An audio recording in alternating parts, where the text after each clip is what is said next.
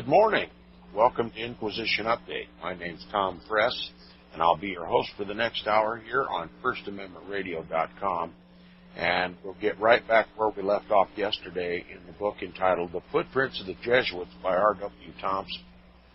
We're talking about the revolution in France, and France wants to be free.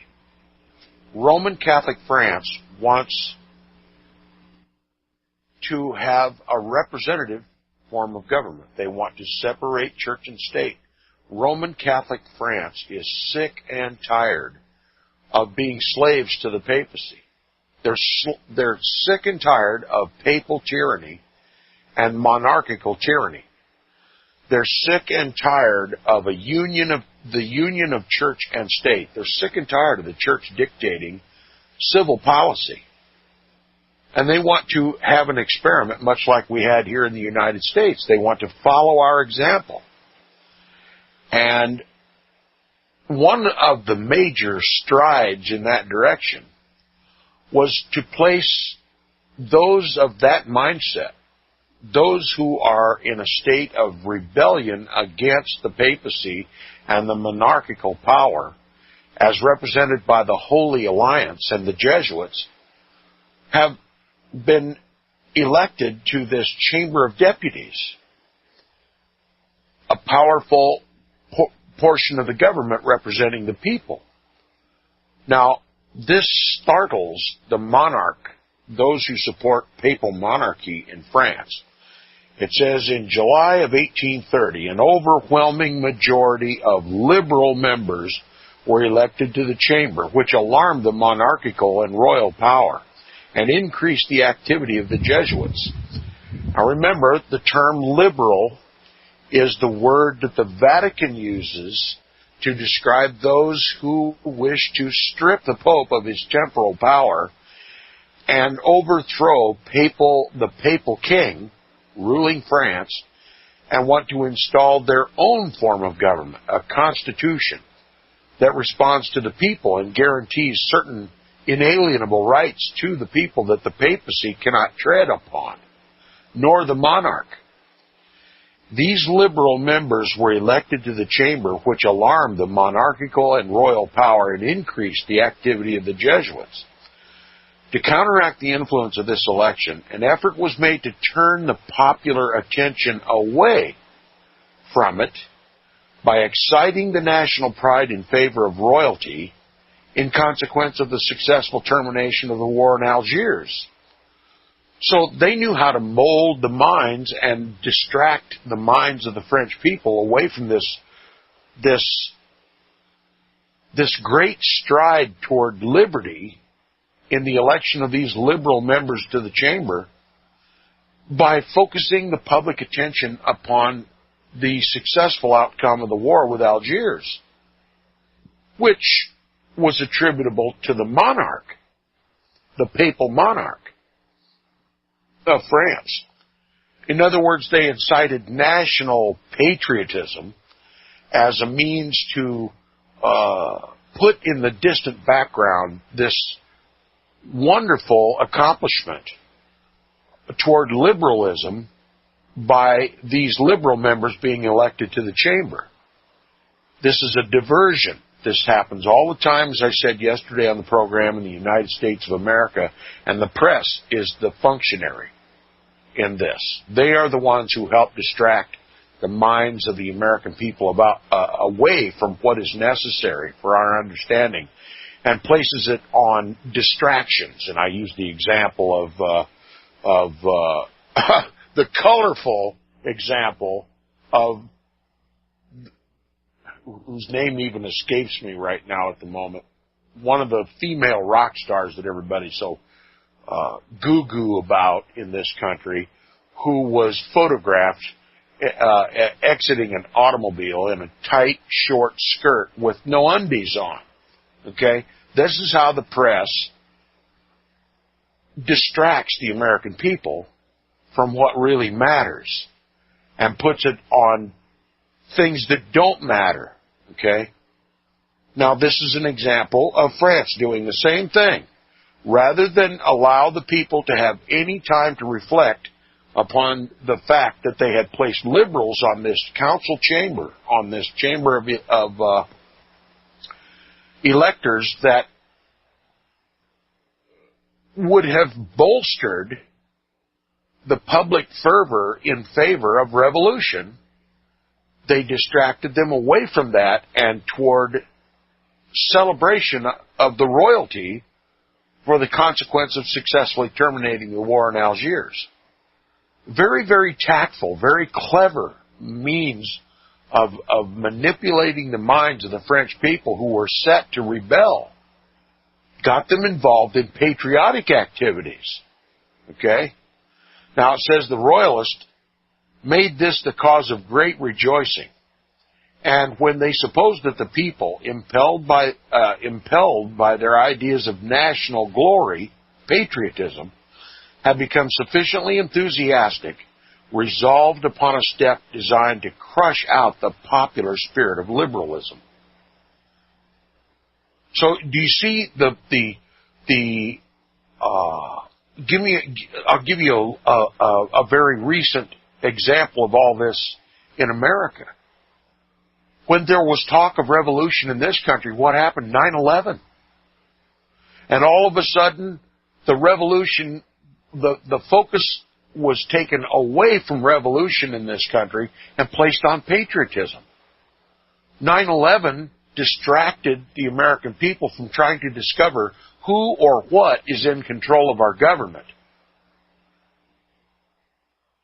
It was distracting the public mind away from those who loud voices in the alternative media who are trying to discover who is really in control of Washington, D.C., who establishes foreign policy, who has brought down our economy, who has shipped out all the jobs from this country into third world nations, Roman Catholic nations. 9/11 happened and changed all that. Now every American who was revolting against the government or finding fault and criticism of the government and researching who was in control of the government and where all these negative things were coming from, all of a sudden became red, white, and blue patriots coming to the rally of their country, which had been attacked. It was a diversion. It was a necessary diversion. The public mind was getting too close for comfort for the government and those who run the government and establish the policy, both domestic and foreign, for this country. Too much scrutiny on the government. So they did 9/11 to distract the people. Now, I'm going to say something that's going to shock many listeners. I believe our own government did 9/11. I don't just believe it, I know it. Okay, it was an intentional effort to distract the American mind away from what was really going on in Washington, to focus it overseas, and not only that, but to focus it on another one of the Pope's most grievous enemies, the Shia sect of Islam. Now, everybody knows, anybody who's done any research in this knows that Saddam Hussein had absolutely nothing, zero, to do with 9/11, and our own government admits it. But in spite of that, the fervor of patriotism even excuses that. We don't stop to consider that this nation was motivated to go to Iraq and kill a bunch of people that had absolutely nothing to do with 9/11. Admittedly. What a horror. Now, I'm not defending Saddam Hussein or his regime or his religion or his country. I'm just telling you they didn't have anything at all to do with 9/11. This country should be in a state of repentance for what we did in Iraq. The false pretenses that were put upon us that justified this war against a nation that had absolutely nothing to do with 9/11. But we're so patriotic we can't admit making a mistake, and we can't scrutinize our government, even though we were scrutinizing it before 9/11. It's incredible how they engineer the thoughts and the motives and the emotions of the American people with these sorts of distractions. They use terror not only to incite a proxy war against the heretic Muslims. Again, the United States donning the Roman armor and running off in the name of the red, white, and blue to bomb into smithereens an innocent nation. Had absolutely nothing to do with 9/11. Where's the repentance in this country? Where are the preachers in our country that are praying God's forgiveness for this and then questioning the government? Who did 9/11? If Saddam Hussein didn't do it, who did it? And investigating the evidence on their own to come up with the only conclusion that makes sense, that our own government did it. I'm telling my listeners that the George W. Bush administration, both men and women, are world-class criminals. For me to think that the most heavily defended airspace in this hemisphere, on the east coast of the United States, was permeable to a ragtag bunch of so-called Arabs who it is proven couldn't even fly Cessna 172s, commandeered multi-engine, heavy, wide-bodied, transcontinental-style airplanes from the most secure airports in this country, flew them around for hours in the most heavily defended airspace in this continent, and then struck buildings downtown Washington and New York City, is untenable. It did not happen. Not unless our government allowed it to happen. I happen to be a pilot, and I know that when an airplane deviates from its flight plan, which all commercial airlines have to file flight plans with the Federal Aviation Administration, any airplane that deviates from that flight plan is immediately notified. If it doesn't respond to the notification on the radio, it isn't long before jets are scrambled. Now, somehow our air defenses were impudent that morning, and that just can't happen unless it is made to happen. And that's exactly what happened. Our government, in command of the air defenses of this country, gave them the stand down. And those airplanes were allowed to do what they did with government assistance. And you just simply have to know that the whole operation was a governmental hit. Look, we have examples, many examples in history. The one that most people are familiar with is the fact that the Roman government burnt Rome and then blamed it on the Christians. Okay? We have Pearl Harbor. And many people now know the truth about Pearl Harbor. Our own government supported the bombing of Pearl Harbor to incite this country to war against the promises of the elected president who said we weren't going to get involved in any wars. They did Pearl Harbor to get this country to go to war in the Second World War. And they did the same thing on 9/11. I mean, they've done it so many times throughout history, they've worn it out. You'd think by now the American people would be wise to it. But they're too patriotic to suspect their government of such a deviant behavior. They control our minds, and they use terror to do it. And not only did we go to war against an innocent nation, we were forced to surrender our Protestant liberties. The Patriot Act was published, passed by our Congress without even reading it, stripped the American people of the protections of constitutional government because of 9/11. An inside job, a government-sponsored attack upon its own people. The Jesuits and the monarchies, the kings of the earth, who are ruled over by the papacy, will stop at nothing to enslave the people and put them back under monarchical control. This government that set the example for all of Europe to rebel against the monarchy, to rebel against the papacy, is now being forced back into the monarchical form of government. And the American people are clueless. And all the answers lie in history. And that's why I'm reading these history books on the program.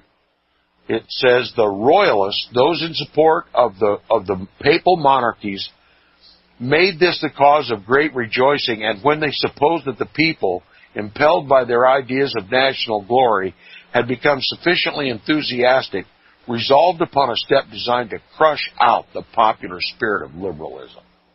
They used the celebration of the victory over the consummation of the war at Algiers to incite patriotic fervor, and then to take that excitement and use it to completely crush out liberalism in France.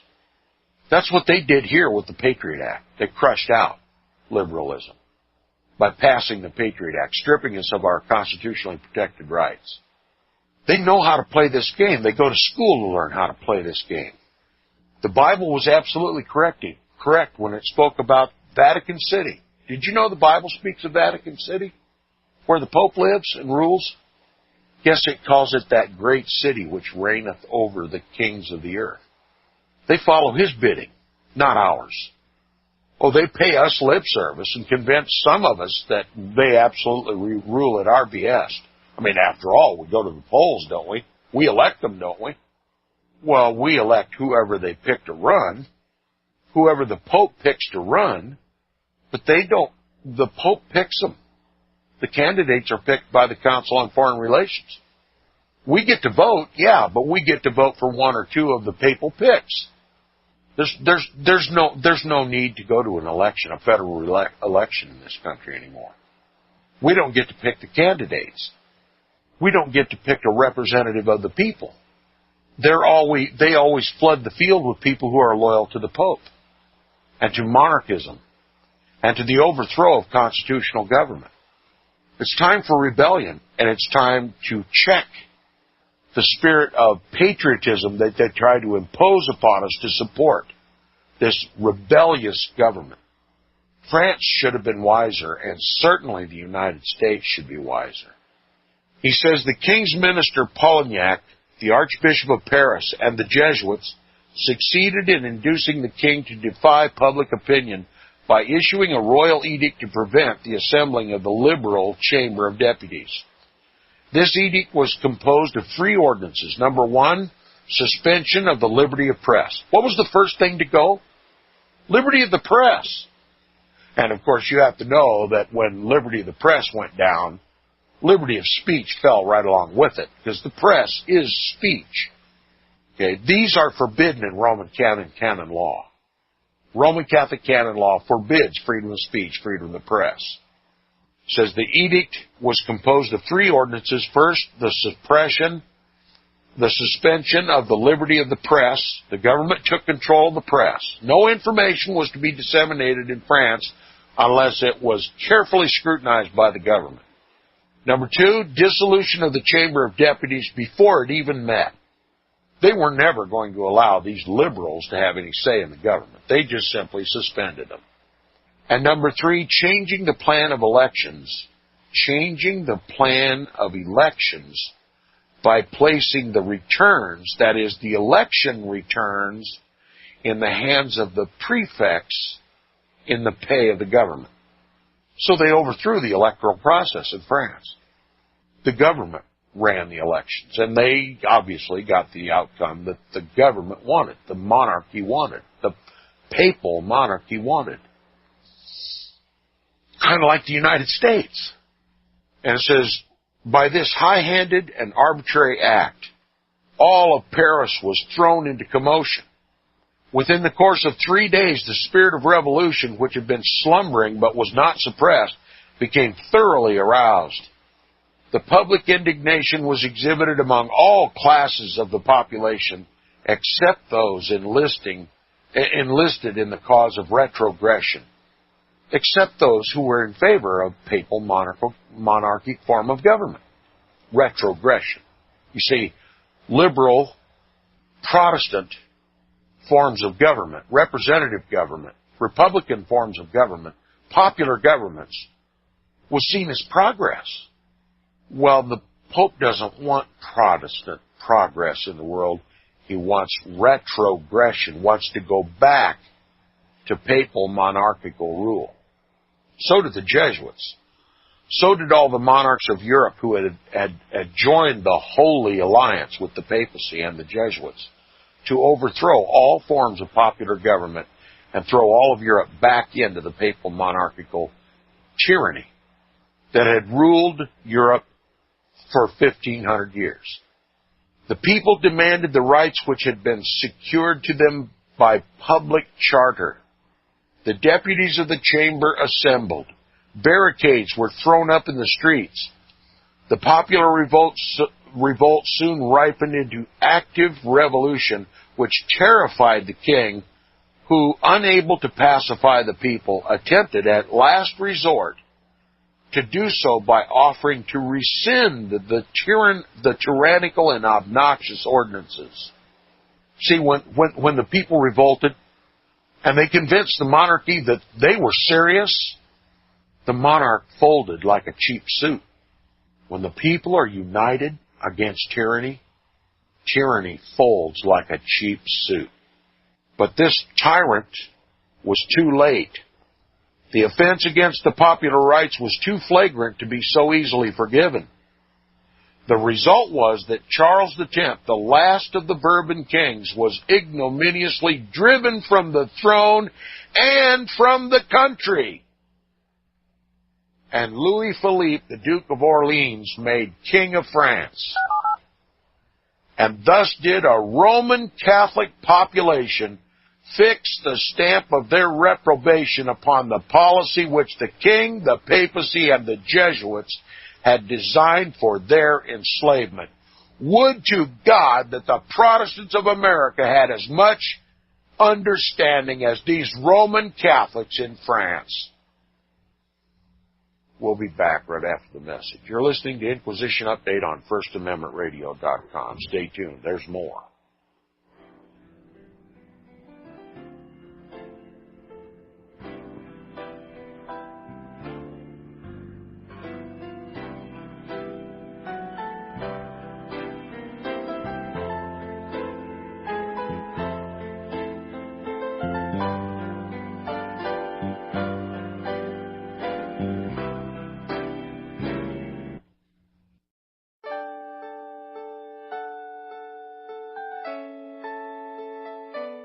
The program you are listening to is 100% sponsored by you, the listener, on this First Amendment Rights Media channel.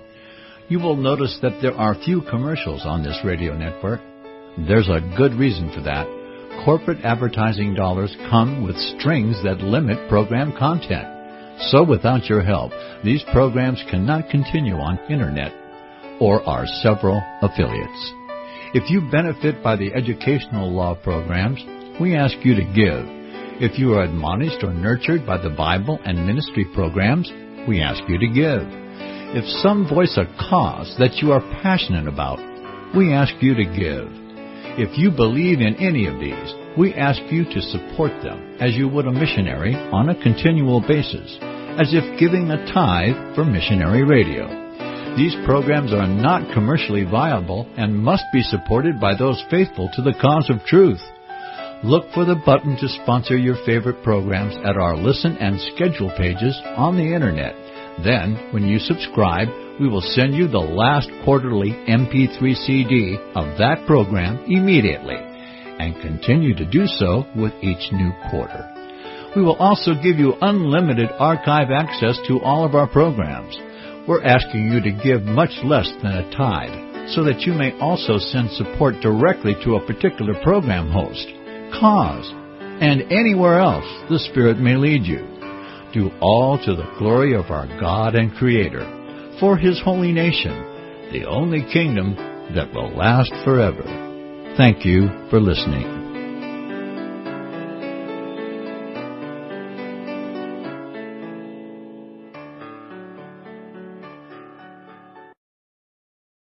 In this day of economic uncertainty and soaring unemployment, safe investments are often hard to find, but investing in the precious metals is the safest investment of all, because gold and silver is real money. Government-printed currency is not. Call Melody Cedarstrom at Discount Gold and Silver Trading Company at 1-800-375-4188. Melody has been helping people secure their financial future for over 10 years. While others in the business claim honesty, Melody will deliver. Give her a call, 1-800-375-4188. That's 800-375-4188.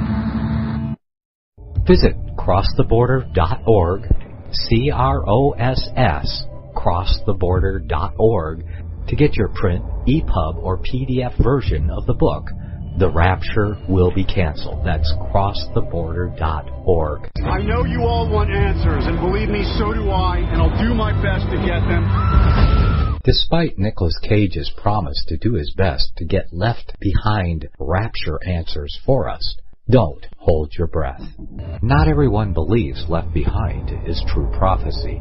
Some may even regard as conspiratorial the mainstream re-release of the Left Behind movie with actor Nicolas Cage portraying the main character as an attempt to further reinforce in the minds of all this perception of false prophecy in order to condition the masses for the play about to begin. If you want true Bible prophecy answers, get the book, The Rapture Will Be Canceled. The author exposes the Latin rapture origin, the 7-year tribulation deception, true Bible revelation of Daniel's 70 weeks, the abomination of desolation, the restrainer, America in the Revelation, the image of the beast and the mark of the beast, and the truth about God's chosen people, and so much more about Bible prophecy. This book will shatter the Left Behind paradigm of future events. Get the book, The Rapture Will Be Canceled. Visit crosstheborder.org, C-R-O-S-S, crosstheborder.org, to get your print, EPUB, or PDF version of the book, The Rapture Will Be Canceled. That's crosstheborder.org.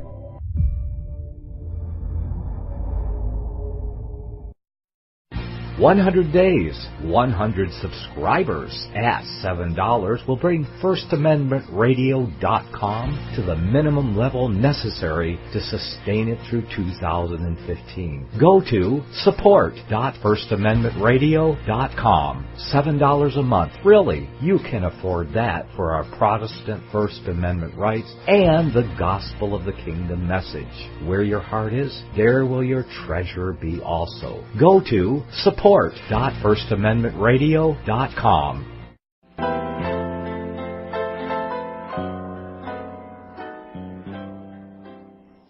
Welcome back from the break. You're listening to the second half hour of Inquisition Update on First Amendment Radio. Remember, Inquisition Update is listener supported. And First Amendment Radio sponsors this program. Nicholas pays all the bills for Inquisition Update, acknowledging the value of the information presented here. So help preserve and to continue Inquisition Update by supporting First Amendment Radio, who sponsors the program. And for my part, just please pray that God continue to inspire, to preserve and protect and provide for my wife and I as we continue in this ministry.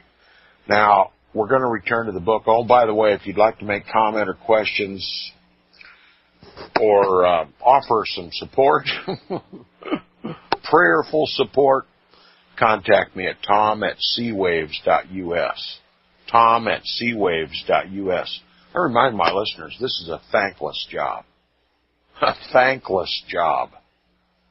And it's nice to hear a friendly word occasionally. Now, continuing with the book, it says it was impossible any longer to disguise or to mistake the true character of the issue between progress, and you may equate this progress with Protestantism, and retrogression, and you may relate that word to papal tyranny. Okay, so this is a contest between Protestantism, Christianity, and Antichrist.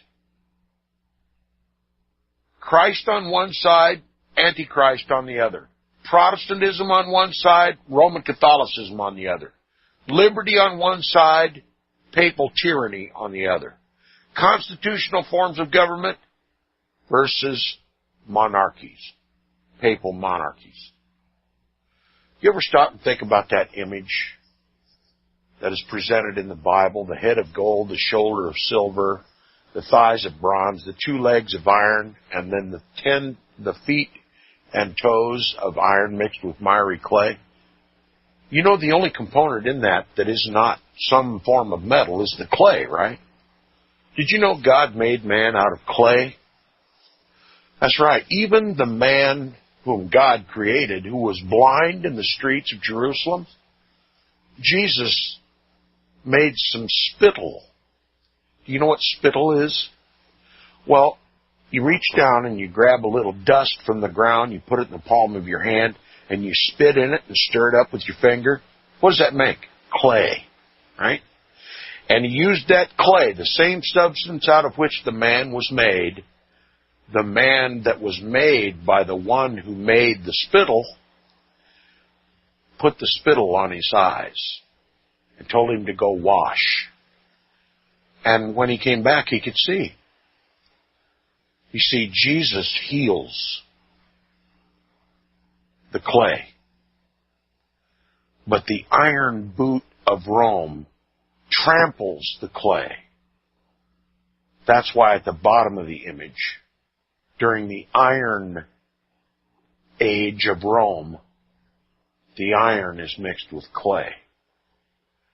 And this was an attempt of the iron of the papacy to stamp the clay of France. And the clay rebelled and won, at least for a time. Same thing happened here in the United States of America. We were sick and tired of papal tyranny and persecution and inquisitions and tortures. We were sick and tired of the idolatry of the Roman Catholic Church, sick and tired of papal oppression, and we came to this country. We, clay, came to this country. Well, Rome has made a career of trampling the clay. And that's what she's going to do here in this country, just like she did in France, Germany, England, Spain, Portugal, Austria, the Netherlands, everywhere. There's no nation on the planet that is exempt from the iron heel of Rome, especially not when all the kings of the earth bow down and kiss his ring. They know that together they can rule and reign the world. But if we separate the monarchs from the Pope, if we separate church and state, they don't stand a chance. That's what France tried to do, separate church and state. And eventually they were crushed out, just like we're going to be crushed out here. Because if we forget the history, if we fail to comprehend the link between Bible prophecy and facts on the ground history, then that history is going to repeat itself. And it's repeating itself right here in the United States. The iron boot of Rome is coming to get the clay here in the United States. It was impossible any longer to disguise or to mistake the true character of the issue between progress and retrogression, between constitutionalism and monarchism. It did not, therefore, take long for these events in France to impart their influence to Roman Catholic populations elsewhere. You see, the people want to be free. And when France decided to be free, even to the extent of throwing their King Charles X out of the country, it incited revolution elsewhere in Roman Catholic countries. See, Catholics don't like to live under papal tyranny. History is full of example after example after example of Roman Catholics who do not like to be ruled over in civil affairs by the Roman Catholic Church, by the priests and the popes. Now, certainly you would think the Protestants, those who got their name from rebelling against the papacy and protesting the papacy, you'd think that they would be leading the charge. against this papal tyranny that has raised its diabolical head here in the United States. But no, they're uniting with the Roman Catholic Church. It's just incredible. Well, it's not funny. It's diabolical. It's what it is. He says, throughout the central parts of Europe, the people were stirred up to inquiry, to protest, and to revolution. Having by this time fully realized that the chief calamities which affected them proceeded from the union of church and state. All their problems originated from the union of church and state, and they were becoming aware of it all over Europe. And that a constitutional guarantee of protection was impossible so long as that union of church and state continued. Their first efforts were directed to the separation of these powers and the assignment to each its proper and independent sphere of duties. Many centuries of struggles had demonstrated that in no other way could political equality be obtained or provision be made for assuring to them their natural and inalienable rights. The task was most difficult because the papacy had been permitted to enlarge its powers by means of false decretals. We've already studied them, the pseudo-Isidorian decretals. We did that in R.W. Thompson's first book, The Papacy and the Civil Power. This is where the papacy produced a body of work now known as Roman Catholic canon law of the decrees of the popes. And in each decree, more and more and more power was arrogated to the papacy. More and more and more temporal power, kingly power. Okay? This is the reference R.W. Thompson is making right here. It says the task was most difficult because the papacy had been permitted to enlarge its powers by means of the false decretals and the constitutions, which the ambitious popes throughout history had employed without scruple after they sundered their allegiance to the Eastern Empire and divided the church. Remember, the Roman Catholic Church rebelled against Constantinople. And East and West became separate. And to assert its ascendancy over the East, Rome came up with the pseudo-Isidorian decretals, Roman Catholic canon law, which declared that the Pope was not now just the Lord of the Roman Catholic Church and the replacement of the Son of God on earth. He was Caesar. He wasn't just the great high priest of the Roman Catholic Church and the Holy Roman Empire. He was the Caesar, the temporal power. It says, nevertheless, they resolved upon the effort, hazardous as it was, rather than remain longer in their humiliating condition of vassals, while the Protestant nations were moving forward in their careers of progress and improvement. You see, they were all looking at the Protestants, particularly here in the United States, who had liberated themselves. Look, here's the problem. These Roman Catholic nations see the Protestant nations and the progress that had come out of Protestantism. They wish to have the same benefits that the Protestant did. But do you know what the problem is? While they wanted to overthrow the temporal power of the Pope, they still wanted to recognize the Pope as the spiritual head of the church. You see, they wanted to be Protestant, but not really. I mean, the benefits of Protestantism came from rejecting the papacy as Antichrist. Both his spiritual and temporal power are not ordained of God. He is not the vicar of Christ. He has no spiritual knowledge or understanding.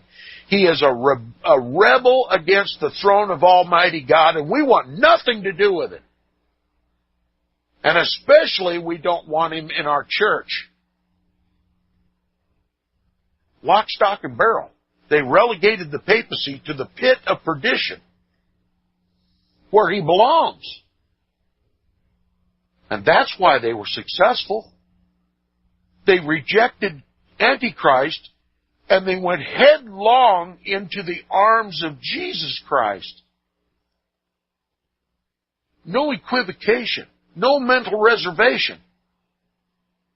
They were free. But these Roman Catholic countries, envious of the status, the affluence, the wealth, the freedom of the Protestant nations, made a halfway measure. Halfway at best. They wanted to destroy the Pope's temporal power. No longer shall he be a king over us. But they kept him as the priest, the high priest of the Roman Catholic Church. And they all loved the Roman Catholic Church, the cult of Rome, the woman that rides the scarlet-colored beast of Revelation 17. They loved that woman. They loved that whore. And God wouldn't honor a halfway measure. So that's why they continually had to fight the papacy, because if they acknowledge his spiritual power, they must acknowledge his temporal power. That's Roman Catholic canon law. That strikes at the very heart of the power of the Roman Catholic Church. You cannot separate the temporal power from the spiritual, says the Pope. Now, this is even represented by the papal flag. If you've never seen the papal flag, I suggest you go on a search engine and type in papal flag and get a good look at it. First of all, it's yellow and white, but what's most important is that the imagery in that flag is representative of a skull and crossbones. Dead ringer for what it really is. We have the papal tiara with its 3 crowns, the one authorizing the Pope rulership over heaven, over the earth, and over hell. And then beneath, and crossed beneath that papal tiara, representing the skull in the skull and crossbones, are the crossbones. And they are represented as 2 keys, a golden key and a silver key. And the golden key, normally, if it's displayed properly, the golden key overlays the silver key. And not only that, but they are bound with a scarlet-colored cord. Now, the silver key represents the Pope's temporal power, temporal power, and the golden key represents his spiritual power. His spiritual power overpowers his temporal, or empowers his temporal power. And these 2 powers, the spiritual and the temporal, are bound with a scarlet-colored cord. So any attempt of anybody to separate the silver key from the golden key must undo the scarlet-colored cord. In other words, bloodshed. The papacy will resort to bloodshed anytime somebody attempts to remove the Pope's silver key.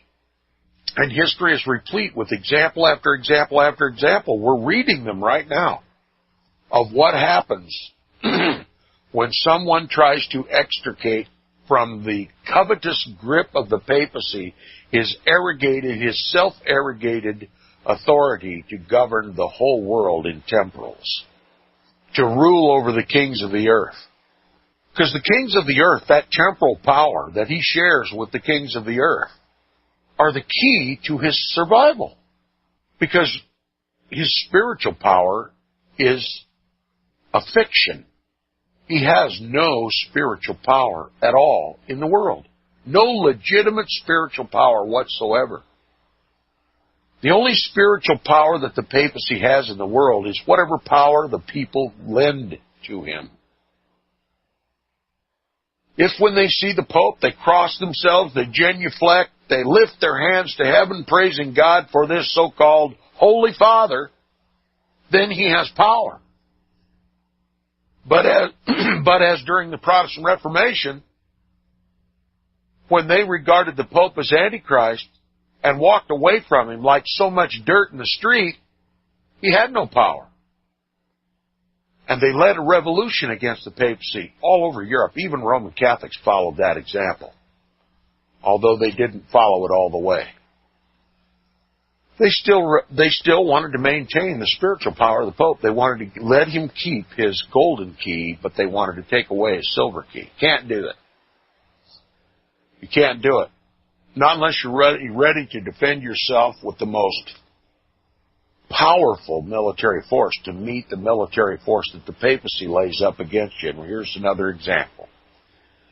He says it was impossible any longer to disguise or to mistake the true character of the issue between progress and retrogression, between constitutionalism and monarchism. It did not therefore take long for these events in France to impart their influence to Roman Catholic populations elsewhere. Throughout the central parts of Europe, the people were stirred up to inquiry, to protest, and to revolution. Having by this time fully realized that the chief calamities which affected them proceeded from the union of church and state, and that a constitutional guarantee of protection was impossible so long as that union continued, their first efforts were directed to a separation of these powers and the assignment of each its proper and independent sphere of duties. Many centuries of struggles had demonstrated that in no other way could political equality be obtained or provision be made for assuring to them their natural and inalienable rights. The task was most difficult because the papacy had been permitted to enlarge its powers by means of false decretals and constitutions, which the ambitious popes had employed without scruple after they sundered their allegiance to the Eastern Empire and divided the Church. Nevertheless, they resolved upon the effort, hazardous as it was, rather than remain longer under the humiliating condition of vassalage while the Protestant nations were moving forward in their careers of progress and improvement. A brief glance at the condition of Europe will show that they were favored by the times, as if Providence, capital P, were then specially shaping the destiny of the world so as to put a stop forever to the usurpations by which the union of church and state had been so long maintained, to the prejudice of the church and the cause of Christianity, no less than the natural rights of mankind. The Netherlands contained a population united only under a government maintained by the combinations which had risen out of the Holy Alliance. In the north, Protestantism had the ascendancy. In the south, Roman Catholicism prevailed. This latter part of the population, the Roman Catholic part of the population, imitating their Christian brethren in France, desired separate independence, so that their civil institutions should be placed under their own control, not under the popes. They desired a constitution by which proper restraints could be placed upon the royal power, while at the same time they did not desire to destroy entirely the principle of monarchism, but rather that it should continue to exist under proper limitations, so as to escape from the absolutism which had hitherto borne so heavily upon them. Being unable to accomplish their object in any other way, they inaugurated an insurrection in Brussels, which soon became a revolution and resulted in a declaration of independence. The revolution soon acquired strength enough to establish the government of Belgium, which then became separate from Holland. A king was chosen by elected Congress, but the Constitution tied his hands, and instead of being an absolute, he became a dependent monarch. In this, there was no attempt to escape from the just and rightful influence of the Roman Catholic Church. Remember, these are Roman Catholics. They don't want to abandon the Church. They just want to abandon the Pope's temporal power. It says, in this, there was no attempt to escape from the just and rightful, according to Catholics, influence of the Roman Catholic Church, for which the population retained the attachment that they had long felt. But it severed the bond of the union between church and state by placing in the hands of the people such portion of the powers of government as they deemed it proper to assert, so that instead of submitting to the absolute dominion of the papacy, they protected their own rights and interests by constitutional guarantees. Okay, the Pope sees this as rebellion. There's no doubt about it. And it is rebellion, according to the papacy. And these Roman Catholics know it's rebellion. They're not going to put up with papal tyranny anymore. He can be the head of the church, but he's not going to be the head of our government. It says it practically condemned the doctrines of the Jesuits, which denounced revolution against absolute monarchism as a sin, and laws proceeding from a tribunal of the people as heresy, and rightfully subject to resistance. France and Belgium, having therefore both accepted revolution as a remedy for grievances which could no longer be endured, it excited no surprise when the same sentiment was imparted to other Roman Catholic populations of Europe. The masses were moved almost everywhere by the impulse to escape the influences of the old regime and place themselves under institutions of their own creation, responsible only to themselves. The people of the different nations were beginning to understand and to sympathize with each other more and more as ever before. They were coming nearer together by means of the facilities of intercommunication, for which they were indebted to the spirit of Protestant progress.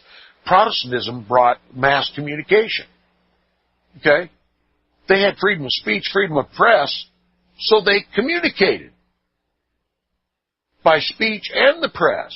And of course, the Protestant press was read by the Roman Catholics. And they used the same communication technologies that existed at that time that the Protestants used to further their revolution against the papacy. And it says they were learning from the marvelous successes of the advancing nations that the real source of national greatness were in their own hands and depended for proper development upon themselves alone.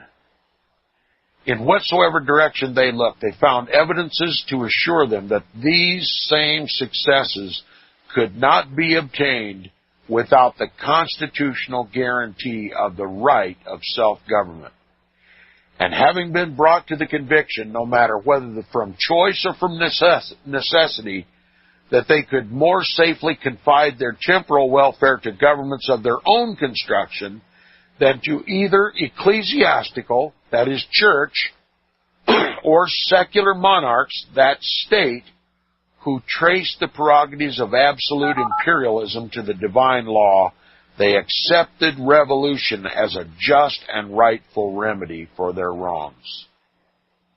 Revolution, they recognized because of mass communication given to them as a result of the Protestant Reformation, they realized that revolution was their only hope of separating church and state. And don't you know, the blood flows when you try to remove the silver key from the Pope's golden key, his temporal power from the spiritual. History drips with bloodshed because of the attempt to overthrow the kingly power of the Pope, a biblical Antichrist. I'll see you Monday.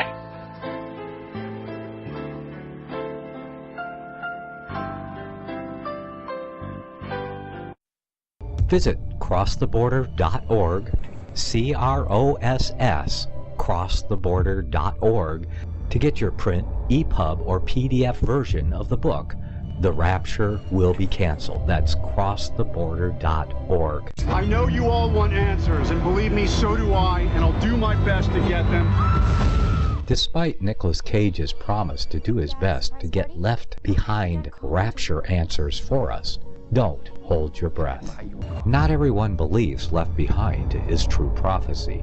Some may even regard as conspiratorial the mainstream re-release of the Left Behind movie with actor Nicolas Cage portraying the main character as an attempt to further reinforce in the minds of all this perception of false prophecy in order to condition the masses for the play about to begin. If you want true Bible prophecy answers, get the book, The Rapture Will Be Canceled. The author exposes the Latin rapture origin, the 7-year tribulation deception, true Bible revelation of Daniel's 70 weeks, the abomination of desolation, the restrainer, America in the Revelation, the image of the beast and the mark of the beast, and the truth about God's chosen people, and so much more about Bible prophecy. This book will shatter the left-behind paradigm of future events. Get the book, The Rapture Will Be Canceled. Visit crosstheborder.org, CROSS, crosstheborder.org, to get your print, EPUB, or PDF version of the book, The Rapture Will Be Canceled. That's crosstheborder.org.